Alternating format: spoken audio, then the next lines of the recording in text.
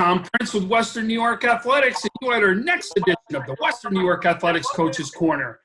We go small, big, Monsignor Martin, Section 6. We go all over this for this one. Our guests for today, we'll be talking, we've got some famous quotes we're going to be talking about today and how it applies to our teams, but the coaches that'll be answering those questions today. From Will South, Chris Murphy. From North Collins, Scott Gill. And from Bishop Timon, Jeff Ralabate. So, guys, thanks for joining me. Thanks, Tom. Thanks for having us, Tom. Anytime. So, listen, and it's the first question I start off with everybody. So, we've obviously been extended here until mid-May. Everybody's going a little stir crazy at this point. But really, how you doing personally? Chris, how you holding up? Holding up the best I can. Being a teacher and a coach, it's been kind of tough knowing that I work with a lot of seniors who I care a lot about, and that's really what's been draining for me. I kind of reach out to my players once a week, and they're pretty sad. So it kind of brings you down, and you try to give them, there's other things in life. You try to give them other things to think about. But overall, just doing what we can do. Yeah, and that's exactly it. I think you nailed it. We're just do the best that we can do at this point. So, Scott, how are you doing? We're hanging in there. We're maintaining. We're keeping busy. We're both in education, so our work day is full. Everybody's staying healthy, which is nice. Baseball wise, it's been tough. We remain hopeful, but yesterday's news kind of put us back a little bit, and reality's sitting in. So it's tough to see. The seniors across Western New York and the country, for that matter. You hate to see them possibly end their high school careers in this way. So yeah, exactly. And Jeff, how are you holding up? Tom, I'm doing about as well as I could be. Given the situation. Pretty lucky in most respects that everybody's staying healthy, and work-wise, nothing's really been interrupted. I'm able to work from home, and I have my wife here with me with the kids during the day. So, you hear about all the stories going around with different people and their situations.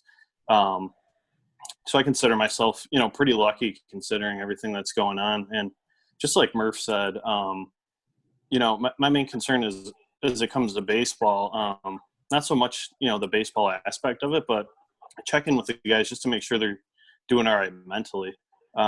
This is obviously something that none of us have gone through before. So, just making sure their head's okay, and, that they have me as another person to go to, and another means of support. So, that's a thing we all got to think about now. It's tough.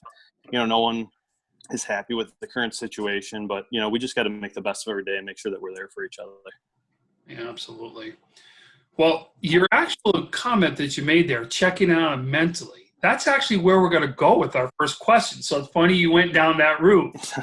So my first question, guys, we're going to talk yogiisms today, right? So everybody knows he's had so many of them, but the first one that we're going to discuss is Yogi Berra actually says, 90% mental, the other half is physical. My question for you is, what and how do you work on the mental part of their game? And then kind of also adding into that is, and then what situations really need to be worked on the most mentally as far as on the baseball field? Scott, let's start off with yourself. Okay, that's a great question.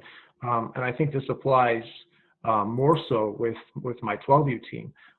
Developing a higher IQ for the game, but also obviously it translates, to the high school. But we slow everything down. Every pitch, from every at bat. There's a rhyme and reason why we do things, and we just can't go up there and necessarily play baseball, but we want to develop baseball IQ and become a baseball player. So we're very thorough. We take our time with the kids. We explain various situations and how they may affect each and every pitch. So. And Jeff, how would you go ahead and answer that? Yeah, well, It's a good question for me because, the mental part of the game is something that I preach to the kids, every day. And we actually have a section of our practice carved out, usually at the end, where we're all done with our baseball stuff, but we call it our mental practice, where, we spread out, we lay on the ground, and we, kind of close our eyes and just, it's almost going to a meditative state where we're clearing our mind. And we think that, when you're in the middle of a game, especially these kids at this age, if you're going up there thinking too much, you're already behind. I mean, it's hard enough to go up to the plate and, square up, some of these kids. So it's basically just trying to get these kids to clear their mind. No distractions. We want to make sure that we're as mentally prepared as possible when we step up to the plate. And then defensively, we run drills constantly where, we'll put guys on base and, I'll scream out, all right, first and second, one out, and I'll hit the ball and they got to react. So just getting them to be quick thinkers and thinking, one pitch ahead. We talk about that all the time. We want to know when that batter's up, if the ball's hit to me, where am I going? What's the situation? There's one out, there's two outs. Are we, what's the game situation? Are we trying to hold a lead, or do we need to cut down this runner at third? So we're always, trying to be one pitch ahead, one step ahead. And, I tell the guys all the time that practice is, I want to make practice as difficult as I can for them mentally. So when they get to the game and they're in that game situation, they've seen all the situations, they're ready for it. They know what to expect, and they can just go out and play. So, the mental aspect for me is huge, and something that, I portray to the guys, constantly every day. So we're working on that every single day. Chris, how about yourself? I'll focus on a different part because I've been blessed. Well, I've been at South to have very good defensive teams who just seem to, and I think they know the game. And I really credit that to the Little League coaches that they've had throughout their career. So one of our focuses this year mentally has really been, and it started in the off season, just to kind of have a better mental approach at the plate. One of the things that we really struggled with, and we typically are not a very strong offensive team, is just knowing your count, knowing your situation, knowing that advancing a runner, even though in the pros it doesn't matter anymore, in high school baseball that still matters. That's how you win games. That's how things get done. That's how championships are won. So just trying to give them an idea. And one of the things that we started to incorporate, like I said, in the off season, and it was, on its way to being incorporated the Monday we were supposed to come back, was every day in the cage to take the first X amount of pitches with a certain count, take the next X amount of pitches with another count. And to me, that was to kind of, we always assume the mental part's defensive, but, for us, it really has to be the offensive part of the game. And that's something that I know was going to be a big focus for me and for us. And unfortunately, didn't get to see if my ideas worked. One of the ideas that we really were, or that I was really looking at, was what the Dodgers do. And the LA Dodgers had a big screen, or it's a poster almost, and it's different colors. And each color represented a count. So you would say white, and it was 01 or 02 or whatever.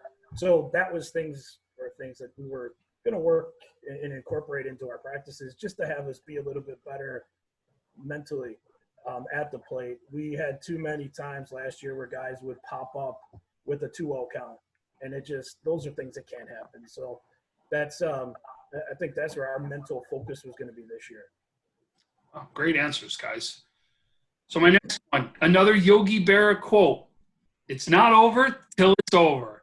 So what is your best story of a team you coached that exhibited just that? Jeff, let's start out with yourself.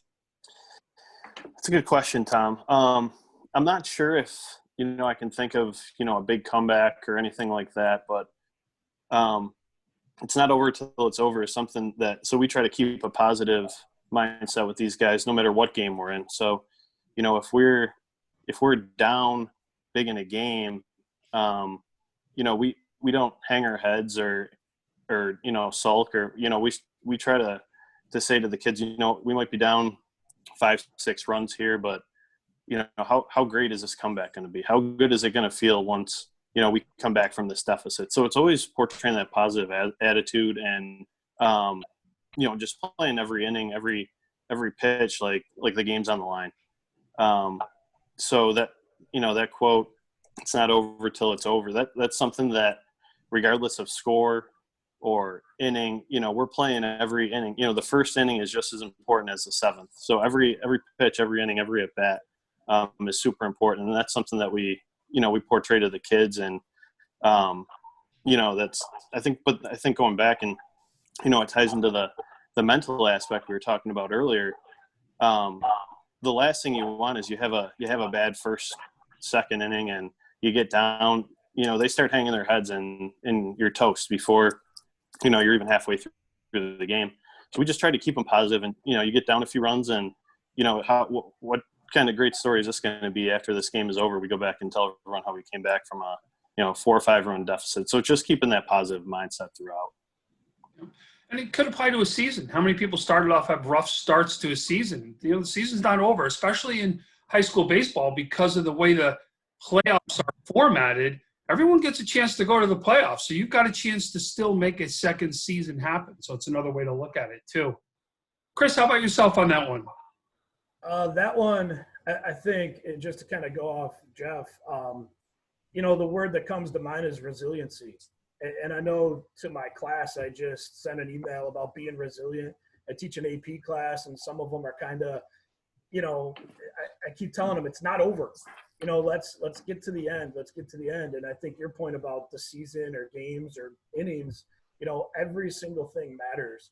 So for me, I can and I know for the past 8 years since I've been a part of Will South, every game that we've had with Star Point in the last few years have had one or the other team really have that resilience and really battle to the end. I mean, we battled them twice last year. Probably about 3 years ago now, there was a game we were out there and we were down to our last out and we came back and won the game 6-5.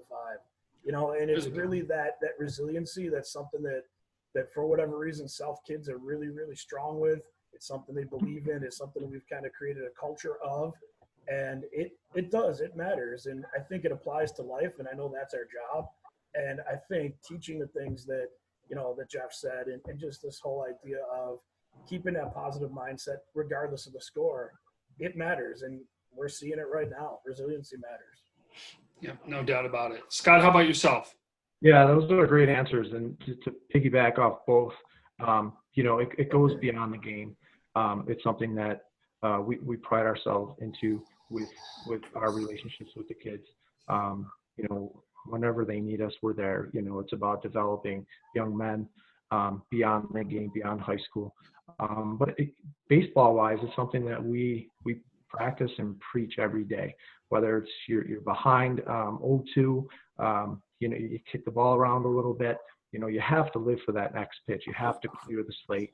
And again, it's something we pride ourselves in, and I think our kids have done a great job. Specifically, I think it was 2015. Coach Kellner was still coaching.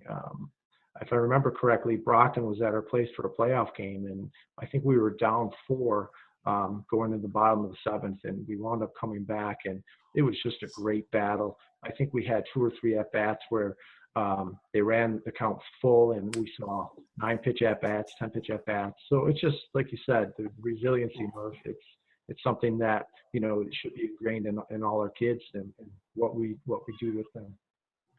Awesome. Great answers, you guys. So here we go. This is what I call now the fun part of the program, right? This is where you get a chance to discuss the teams, discuss these players that hopefully we'll get a chance to see some sort of resemblance of a season, but at least make sure we're recognizing all the players on each one of these teams that would have taken the field or are able to take the field this season. So first, let's go over to Will South. Chris, you've got a great team that's coming back. They had a great run last year in the playoffs, especially if I look to that game against Hamburg. What a game that was that I actually got a chance to see and cover. There's no doubt they felt they had a strong team coming back, led by a Division I commit this season that you've got. it's going to be a really good team. Can't wait to hear more about it. Let's talk about Will South. All right, number one, we have 9 guys coming back, and all of them contributed in one way or another. 6 seniors that we lost gave us every single thing that they had it, and I know you saw the heartbreak at the end of last year that we had, but we gave everything we had. We left it on the field. This year, led by Owen Berkman, who will be by far our best pitcher and our catcher, when he's not pitching.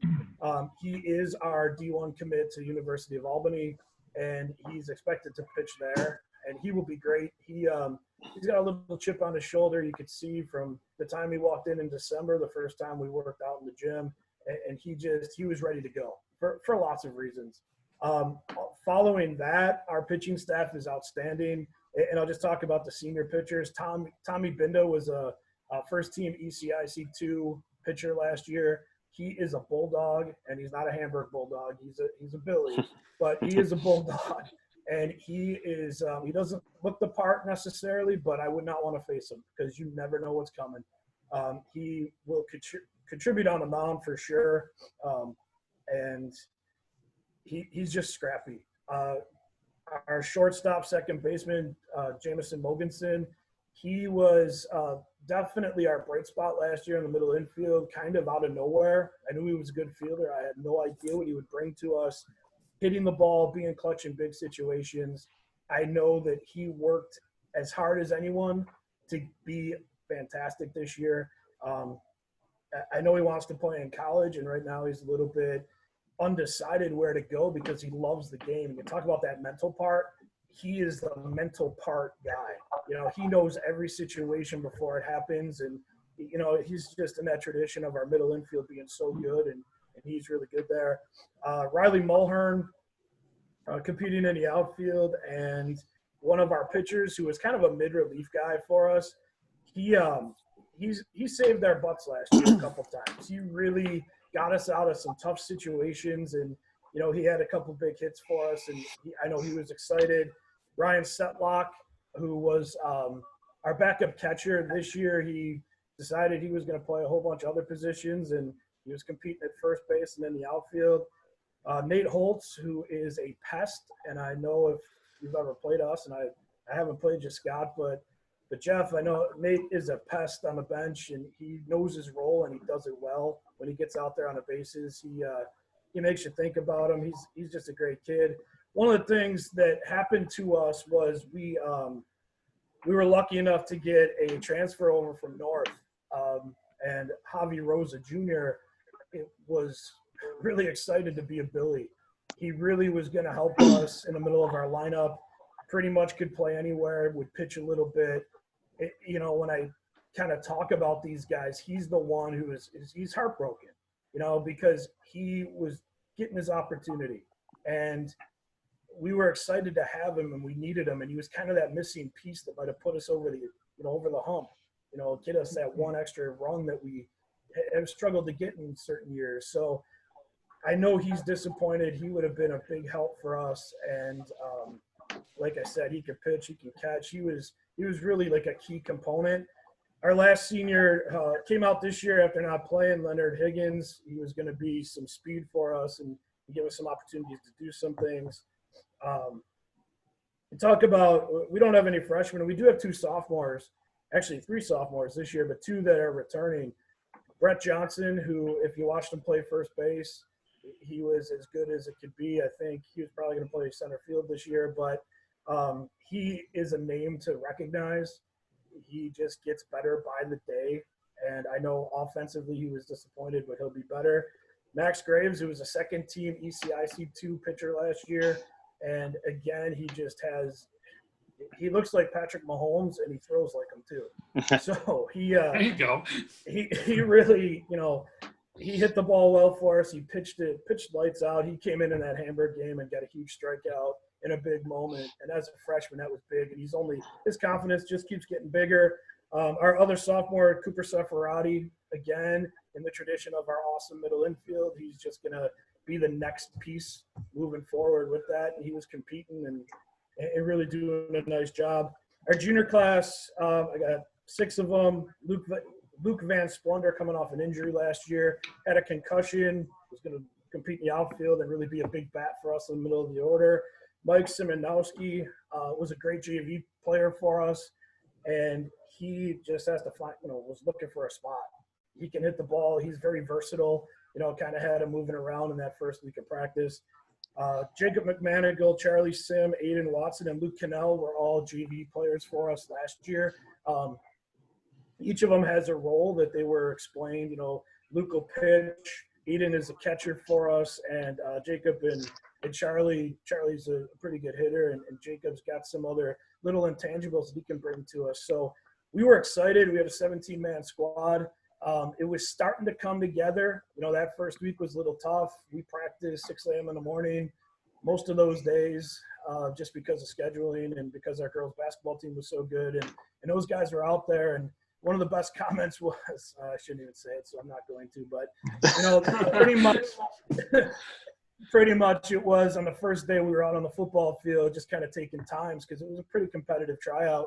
And one of the kids said, "Hey, Coach, I bet a lot of other teams aren't doing this right now." And it was just the mentality that we had, and we were ready to go. And I won't mention which team they said, but I bet you can imagine based on our rivalry. So I'm sure people can figure it out. Oh, yeah, I'm sure they can. It was, I don't know, it was heartbreaking that Saturday morning. I kind of left practice having no idea that this would be where we ended up. So I know these guys are hurting, and they know I love them. So that's the Billies for 2020. Awesome. Next, let's go over to North Collins. So, Scott, young team last year. You lost some veterans going into last year, especially in the pitching staff. So you've been retooling, getting stronger, getting actually older at the same time. I think you play at one of the gems in the South Towns that people don't realize, that facility that you've got out there to even help you to take the next step. So let's talk about the makeup of North Collins and what they'll be bringing. Yeah, we've been very fortunate over the years having our facility, and it's disappointing because this year we actually got rid of all the dirt on the turf. So, that was going to help us, possibly play games that maybe we wouldn't be able to with having dirt, removing the tarp. But we are very young. We have 3 seniors. And it's a shame because, the senior kids, they're in a small school, they're 2-3 sport athletes. And we had a lot of momentum coming into the baseball season because soccer and baseball, they had some deep runs this year. So the first week of practice was just tremendous. The attitude was great. Spirits were great. But, we're going to be led by Christian Loretto, senior lefty. Has great command of his pitches, great off speed. When he's not on the mound, he plays center for us, and he just tracks the ball. He's just silky smooth. He's fun to watch. Behind the plate, we've got Tony Puckhaber. He's a junior.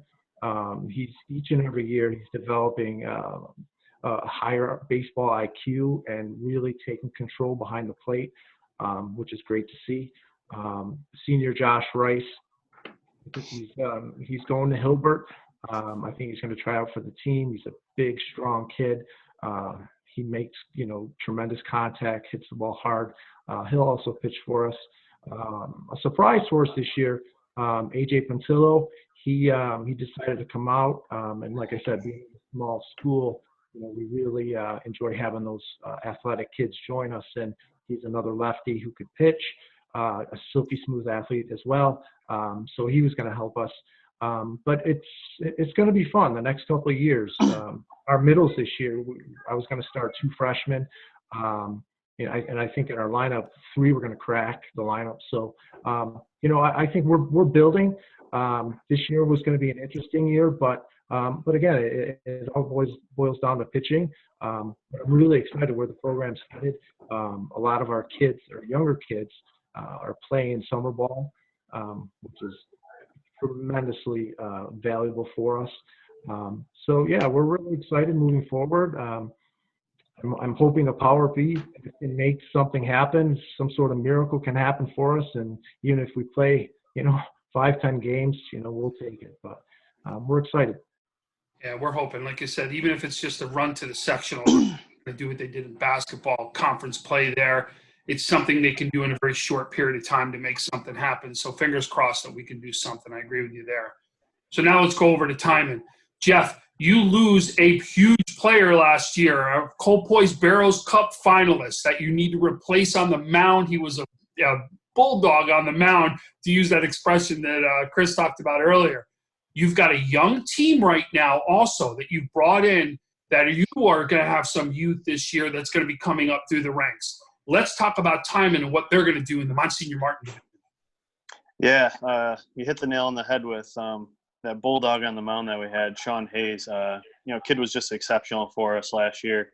And not only him, Jeremy Glinsky behind the plate. He was a 3-year catcher for us. And our center fielder, Jack Martello. We only lose 3 seniors, but they were all just such big pieces of our team last year, and everything that we've instilled in the program. So replacing those guys definitely be tough.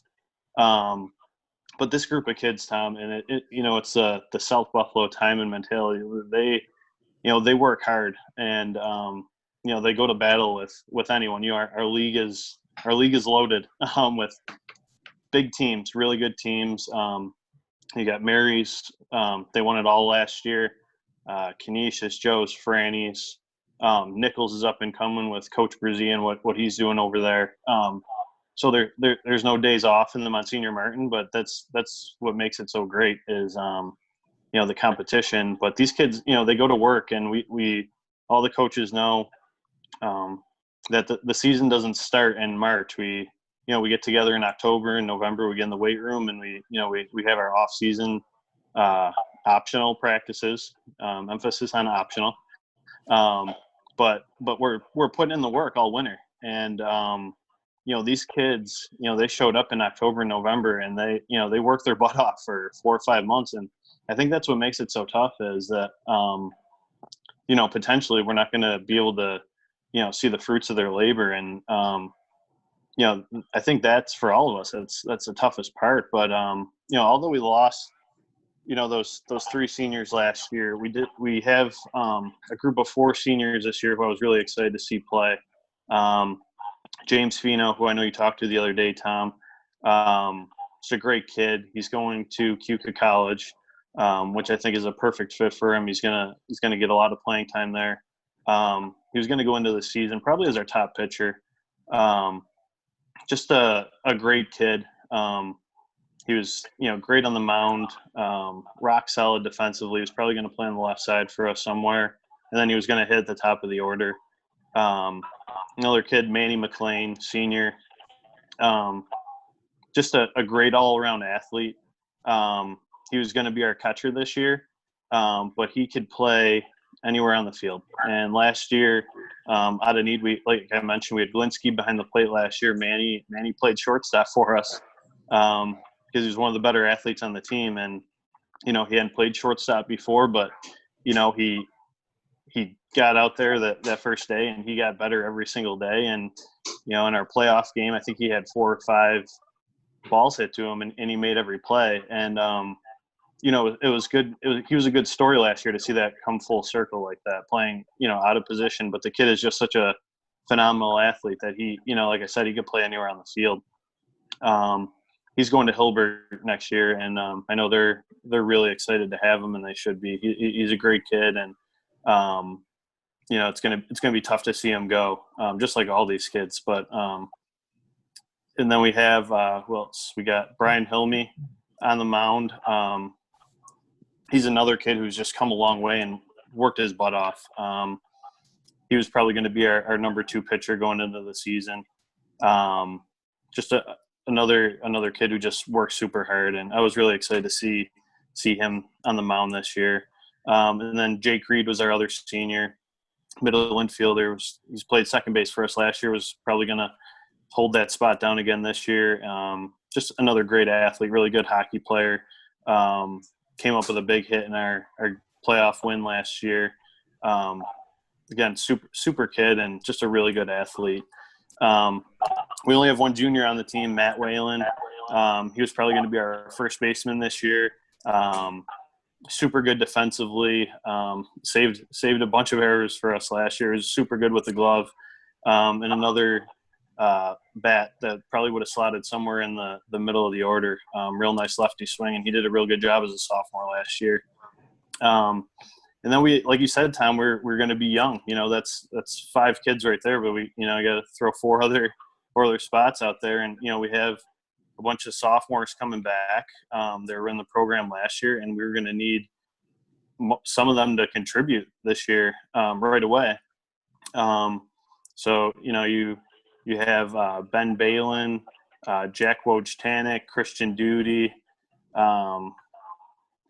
We had who else do we have? Jeffrey Ralabate coming in as a freshman. What about your sophomore pitch? You have a sophomore pitcher too. Yeah, and then I was going to get to him. Adam Staniszewski came over from West Seneca East, another kid that you're familiar with, and I was really excited to see, I've seen Adam play since T-ball, and he was really excited to come over from East, and he probably would have slotted somewhere on that left side of the infield too, and probably in the middle of the order as well. So so we had a good and be an arm for you. I mean, he's probably part of that staff.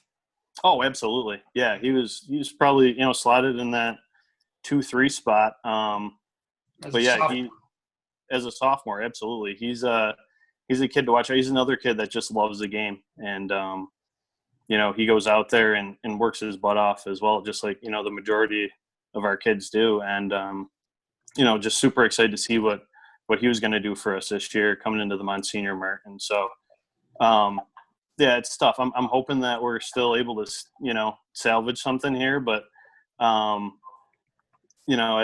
the other guys said, it's tough with the situation that we just got pushed back a couple of other weeks, but I still get excited thinking about what we could be this year, and I'm still holding out hope that we'll get a chance to show it off on the field at some point. Yeah, no doubt about it, and fingers crossed. And since you're not going to say it, I will. For those of you who know, that's his son Jeffrey that we're out there talking. Kid's got wheels, man. You got to see this kid run. He could run anything down in the outfield. I'm going to tell you, he could steal anything that you want base pass. This kid's going to be someone to watch out for. I'll tell you that. So yeah, I'm glad you said it. I wasn't going to say it, Tom. There we go.